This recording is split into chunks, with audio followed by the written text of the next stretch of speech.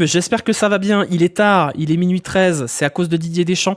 Donc débrief de cette étape de contre-la-montre bien tardif que vous allez normalement regarder si vous êtes sur YouTube demain matin. En tout cas, j'espère.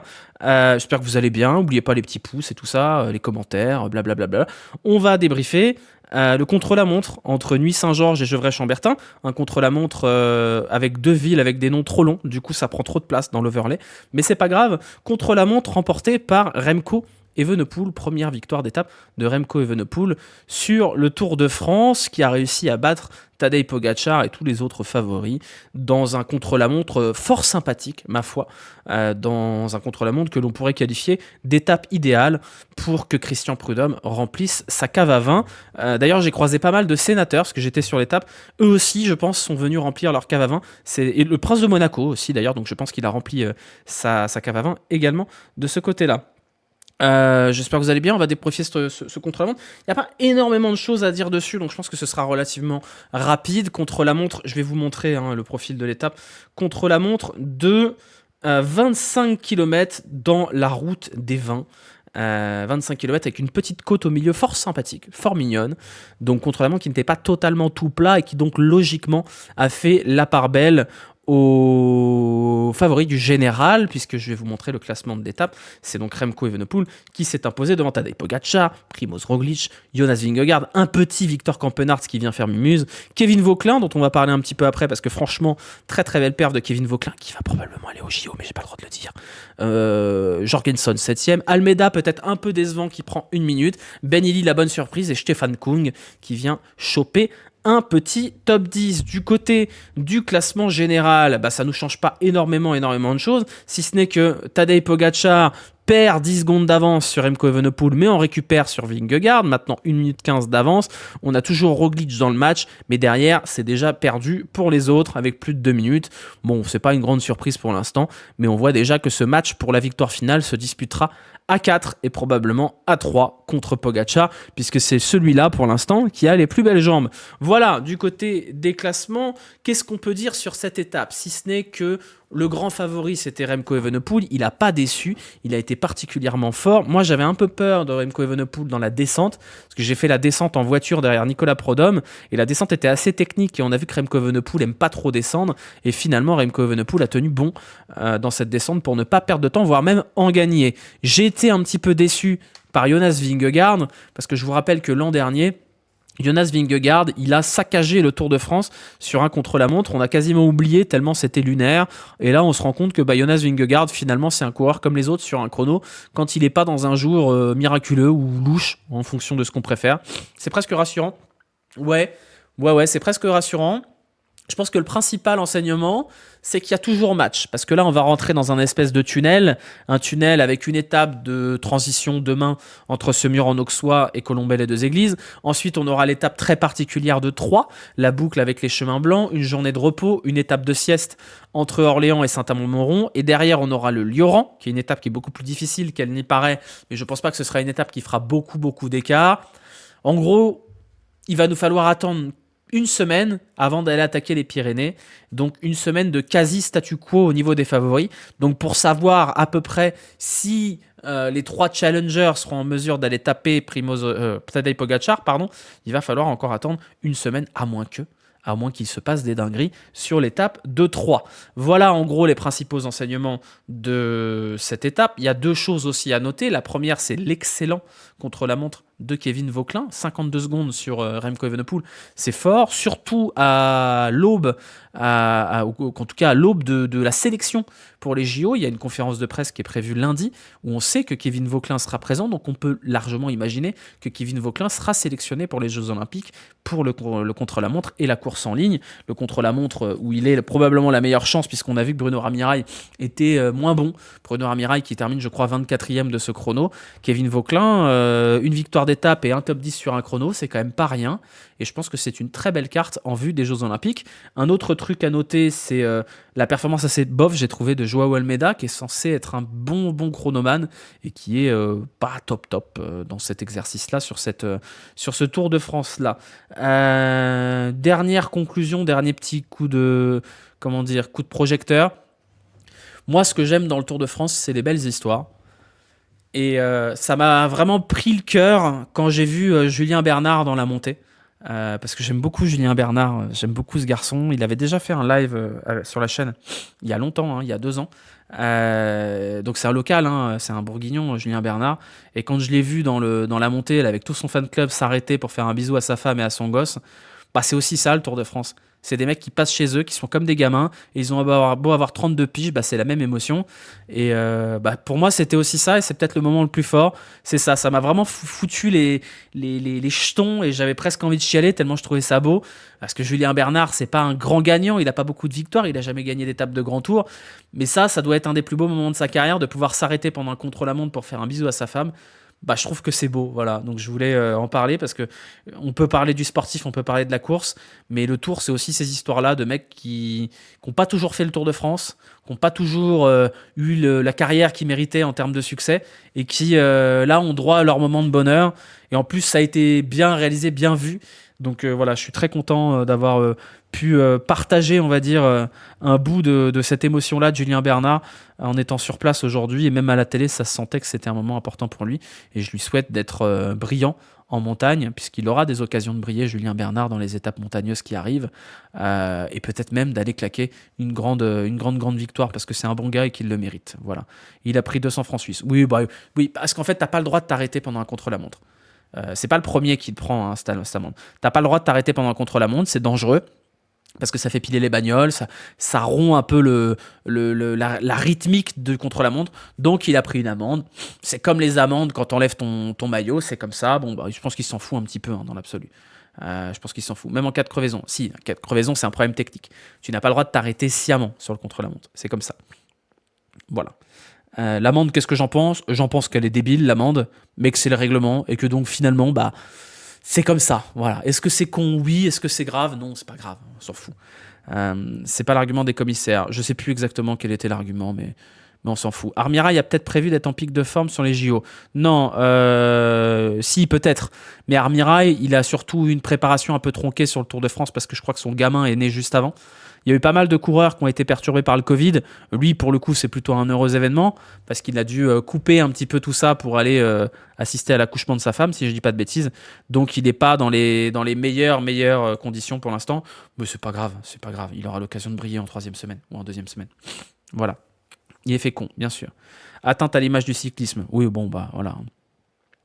Voilà tout ce qu'il y avait à dire, je pense, sur ce contre-la-montre, qui finalement nous a pas appris énormément de choses, si ce n'est que on a un groupe de 4. On a un groupe de 4 pour la win. Alors on a vu que Carlos Rodriguez n'avait pas fait un bon chrono, mais c'est pas vraiment une surprise. On a ce package qui contient donc Pogacar, Roglic, Evenepoel et Vingegaard, et dont on aura les premiers éléments de réponse quand on ira attaquer le plateau de Bay et le plat d'Adet en fin de semaine prochaine. Donc on a le temps de voir venir. En attendant, on va direct se projeter sur l'étape de demain. L'étape de demain, c'est mon étape, c'est chez moi, c'est ce mur en Auxois, c'est à 3 km de là où je stream actuellement. Une étape de transition, une étape un peu punchy, et je pense qu'on risque d'avoir beaucoup de candidats pour l'échappée. C'est là où le jeu de l'échappée va prendre tout son sens. Mais attention, parce que c'est pas non plus une étape très très compliquée. Donc qu'est-ce que j'entends par pas très compliqué? J'entends que si jamais on a plusieurs équipes de sprinters qui se mettent dessus, c'est une étape où on a seulement 2300 mètres de dénivelé positif. Donc peut-être demain que les sprinters qui n'ont pas encore gagné voient leur nombre de possibilités s'amenuiser, et donc peut-être que demain, par exemple, un Mats Pedersen va vouloir se la faire. Peut-être que demain, Jasper Philipsen va être revanchard et va vouloir se la faire. Peut-être que Arnaud Delir va vouloir se la faire. Donc finalement, cette étape qu'on avait cochée comme une étape pour échapper se finira probablement même au sprint. Je dis même probablement, parce que je pense qu'il y a beaucoup de sprinters qui se pensent capables de gagner une étape et beaucoup de sprinters qui vont vouloir s'almenuisier, effectivement. Je bafouille, mais c'est pas grave. Vouloir essayer de taper cette étape-là entre ce mur en Auxois et Colombey, les deux églises. On aura ce tout petit mur de 1,7 km à 5% situé à une quinzaine de kilomètres de l'arrivée. Ça suffira probablement pas pour faire une sélection. Mais voilà, suspense, mais je pense je pense que ça se jouera au sprint demain parce que trop de gros sprinters n'ont pas encore gagné. Et même si on a beaucoup encore d'étapes de sprint potentielles, demain fait partie des étapes qui sont jouables pour les sprinters. Donc on verra. C'est soit ça, soit une grosse échappée. J'ai pu parler à quelques coureurs ce matin sur le paddock. Il y en a certains qui l'ont coché. Voilà, je vous dirai pas qui parce que j'ai envie de gagner le jeu de l'échappée aussi, même si c'est mon propre jeu.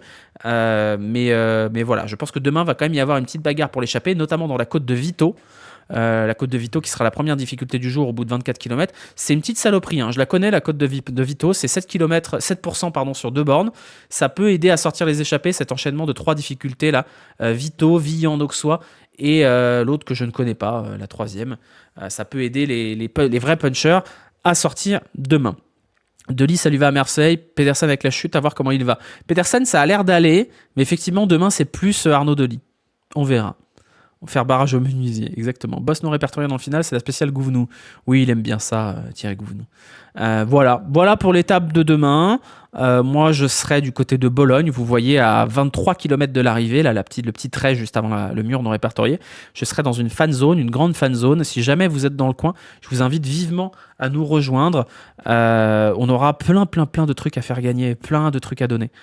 Je serai avec les gars de la tête dans le guidon, je serai avec les gars de la FF12, je serai avec Abel, mon stagiaire qui ne peut toujours pas dormir parce qu'il est dans la mezzanine au-dessus. Donc voilà, si jamais vous avez la chance d'habiter dans la Haute-Marne, ce formidable département, venez demain sur la fan zone à Bologne. Ce sera avec plaisir qu'on vous recevra. J'ai pas trop suivi le début de tour dans les sprints, mais on n'attendait pas mieux de Delis. Si, on attendait mieux de Delis, on attendait mieux de Philipsen. Et pour l'instant, les 3 vainqueurs de sprint, Girmay, Cavendish et Groenewegen, sont 3 vraiment surprises, hein. On n'avait pas coché ces noms-là pour gagner une étape sur ce Tour de France. Donc oui, non, on est sur un Tour de France avec plein de surprises, hein. Même Evenepoel, finalement, c'est pas une surprise, mais on pouvait s'attendre à ce que Pogacar écrase tout, et finalement, Evenepoel défend bien son... vous surcotiez Delis surtout, peut-être, ouais. Haute-Marne, plus de vaches que d'habitants. Oui, effectivement, tout à fait, c'est vrai. Mais ça reste un beau département avec du très bon fromage et du très bon pinard. Voilà, et ça, est-ce que c'est pas le plus important? Moi, je pense que oui. Voilà, on a fini sur cette partie-là. On va passer au jeu de l'échappée. Pas de classement aujourd'hui puisque c'était un contre-la-montre. Ça fait quand même 2 jours de suite sans classement. Demain, on va probablement avoir une belle petite échappée. Donc, on va pouvoir recommencer à jouer au jeu de l'échappée. Donc, vous pouvez pronostiquer dans le chat. Voilà, vous tapez point d'exclamation prono et 10 noms séparés pour un point virgule. Si votre coureur est dans l'échappée, c'est 1 point. Donc 10 points maximum. Il y en a beaucoup qui ont déjà joué dans le chat, je vous ai vu. Je vais vous remettre quand même un petit coup de classement général, parce que vous l'avez peut-être oublié. C'est toujours Mate Damiano qui est en tête avec 10 puntos devant Mick Dovahkiin et Arwen. Voilà, ça va se décanter dans les prochains jours, hein. On aura des échappées. On a eu quelques étapes un peu tristounettes avec un seul échappé. On a eu hier une étape sans échappée. Demain, on aura une échappée.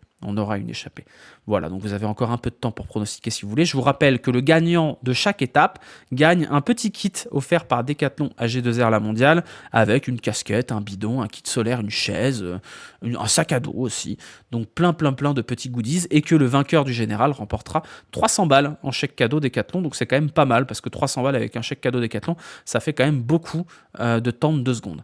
Les punchers, c'est l'heure du duel, exactement. Mazou top 10 propre, ouais, sachant qu'il a déjà gagné un kit, puisque c'est chez lui qu'ils sont les kits, c'est lui qui va les envoyer, et qu'il n'y a pas eu de gagnant avant-hier, donc il va pouvoir se régaler avec un petit kit solaire, avec un baume à lèvres et de la crème solaire. Est-ce que c'est pas formidable tout ça? Voilà, moi je vais vous mettre ma sélection pour demain. Ma sélection pour demain, ce n'est absolument pas celle-là. Heureusement, je l'ai mal fait. 2 secondes, ça arrive. Hop, débrief Tour de France, PSD, sélection échappée. Voilà. Je vous ai mis pour demain Quentin Paché, Fabien Grélier, Paul Lapera, Jonas Abrahamsen pour changer, Axel Zinglet, Magnus Cort Nielsen, Axel Laurence, Hoyer Lascano, Mathieu Burgodeau et Jordan Gega. Pourquoi j'ai mis ces coureurs-là un par un? Quentin Paché, parce que je l'ai vu ce matin, qui m'a dit qu'il aimait bien le profil de l'étape. Fabien Grélier, parce qu'il est toujours devant quand il a envie d'être devant. Paul Lapera, parce que je pense que c'est un profil qui lui va bien. Et que dans une échappée comme ça, un peu un profil de classique, je pense qu'il peut briller. Jonas Abrahamsen, parce qu'il y a quelques puntos à aller chercher pour la montagne et que je pense qu'il va aller chercher. Axel Zingl, parce que je pense qu'il a envie de bouger et que c'est pareil, c'est un profil qui lui va, tout comme Magnus Cort Nielsen et Axel Laurence. Lascano, on a vu qu'il avait la bougeotte. Mathieu Burgodeau, parce que je l'aime bien, et Jordan Jega, parce que je ne l'ai pas vu encore devant et que je pense qu'il a envie de prendre l'échappée. Voilà ma sélection pour demain. Zingl, il s'est remis de la soufflante de Vasseur hier. Ouais, alors le management à la Lefebvre quand on n'a pas son charisme, puis même le management à la Lefebvre tout seul, flemme un petit peu. Hein. Donc j'ai pas beaucoup à trouver. J'ai pas trouvé ça très judicieux de la part de Cédric Vasseur de lâcher un peu ses nerfs sur un coureur qui s'en va dans 6 mois. C'est pas ouf. Voilà, c'est pas ouf. Il était devant le jour de la victoire de Vauquelin, Géga. Ah oui, pardon, t'as raison, effectivement. T'as raison. Ton favori pour demain, Arnaud Delis, sans aucune forme de conviction. Je suis très curieux de voir ce qui va se passer demain. Je suis à peu près sûr que ça va se finir en sprint massif, mais j'aimerais que ce soit une échappée. Et comme je lui ai dit tout à l'heure, j'aimerais vraiment que Quentin Paché en gagne une. J'aimerais vraiment. Parce que je sens qu'il a les bonnes jambes. Il avait les bonnes jambes à Bologne. Il n'y a pas beaucoup d'étapes qui sont faites pour les punchers. Demain, ça en fait partie. Et je serais très content que si Quentin Paché pouvait en claquer une. Vraiment. Je serais très heureux pour lui. Voilà. 15 minutes. On a fait un bon débrief de 15 minutes. C'est pas mal sur un contre-la-montre. C'est pas mal. Guermail, demain, ça peut être pas mal, ouais. Guermail, ça peut être pas mal. On se retrouvera, du coup, demain soir, pour une nocturne, parce que je serai sur la fan zone, donc je vais pas liver après l'étape.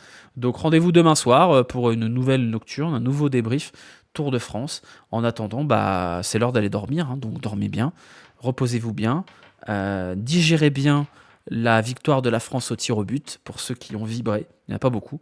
Et pour le reste, prenez soin de vous, hein, voilà, comme d'hab.